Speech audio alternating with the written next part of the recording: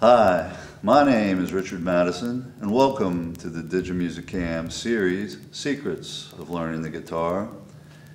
And we're going to look today at ADM, which is Aim Directed Movement. Now when you use ADM, you play a single movement form, and a movement form is just one movement with your finger. Now if you're going to play just your index finger, that's a movement form. If you play your thumb on your right hand, that's a movement form. If you play all your fingers at the same time, that's a movement form. If you play P-A-M-I, which is an arpeggio form, that's a movement form. With your left hand, if you just play one finger, that's a movement form. If you play all your fingers and pull off, that's a movement form. Or sometimes if you play chords, that's a movement form. So aim directed movement was created by Aaron Shearer. It's a term he used, and basically it's a form of visualization.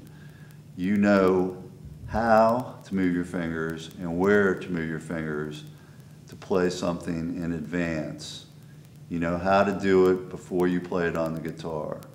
So you also see in your mind's eye that you're doing it, and you see how to do it and where to do it, and you know exactly what to do to play it on the guitar in advance. In the preparation stage, you don't even use the guitar. So when you see an advanced use of ADM, which is aim directed movement, you'll see somebody learn how to play a complete piece on the guitar without even using the guitar. So this is really important because it really clarifies a piece and what to do and how to do it and where to move your fingers.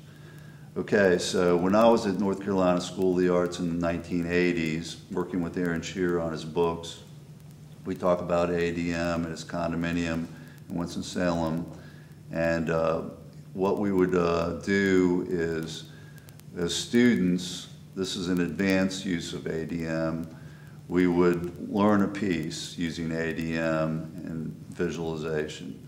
So how would we learn the piece is what we would do. First we'd get a piece of music, we'd write in the right hand fingering, just take it without using the guitar, we'd write in the left hand fingering.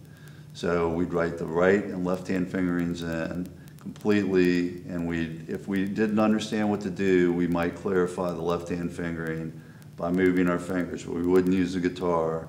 We'd understand exactly how to move our fingers to play each movement form, because music is just a series of connected movement forms. So if it was a chord, we'd figure out if that was right finger, and then we'd write each finger down. We'd know exactly which finger to play with both hands, the right hand and the left hand, to play the piece. Then after we do that, we'd identify the rhythm, and we'd understand how the rhythm works. So you'd count the rhythm out. 1, 2, 3, 4. Ta, ta, ta, ta, ta, ta, and you go through the whole piece, counting the rhythm out. You'd understand the rhythm problems. There might be a section that might be tricky. You could also count out the other voice parts. If there's a bass part that's tricky, you could count that out. So you count the rhythm out. Next, you look at the melody of the piece, and using solfege, you would sight sing the melody with solfege. It might be la, la, so, la, ti, ti, la, so, la.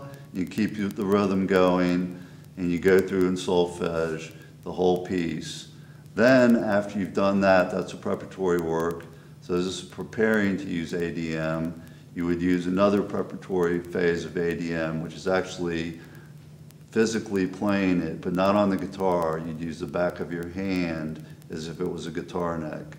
So you play each movement form in rhythm through the whole piece. While you're looking at the music, you'd move your fingers, and you know exactly where each movement form is. Then when you're through with the left hand, you do the right hand. You put your finger, your left hand, as if it was the guitar strings. You put your fingers on the strings. If you play thumb first, you go play P, I, M, A, then it's a chord, P, P, I, M, A at the same time. So you go through the whole fingering of the right hand and the left hand. Now when you're done doing all these steps, using ADM, seeing in your mind's eye that you're doing it on the guitar, you've already played the piece. You don't even need to play it on the guitar because you already know how to play it on the guitar.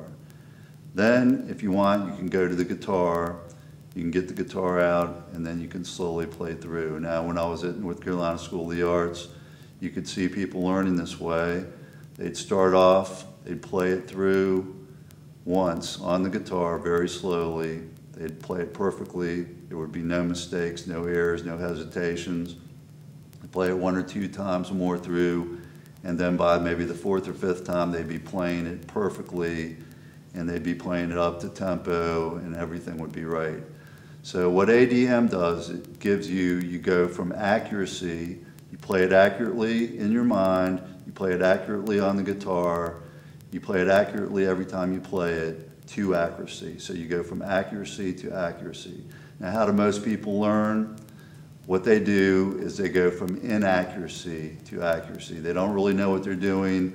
They try to figure out what to do. They make a bunch of mistakes. After they play it 10 times, they never even played it right once. And they keep playing it, and eventually they'll start getting it right. Well, they maybe played it 20 times before they even play it right once. They still don't really know the fingering very well. They've never really thought the piece out. After they play it 30 times, they're playing it right a few times. So you're going from inaccuracy to accuracy. And what happens when they're going to play that piece, they're probably going to make mistakes. You're not going to have security and confidence. With ADM, you have security and confidence. I'm going to give you a quick example of using ADM, and we're just going to do it as if it's a preparatory stage.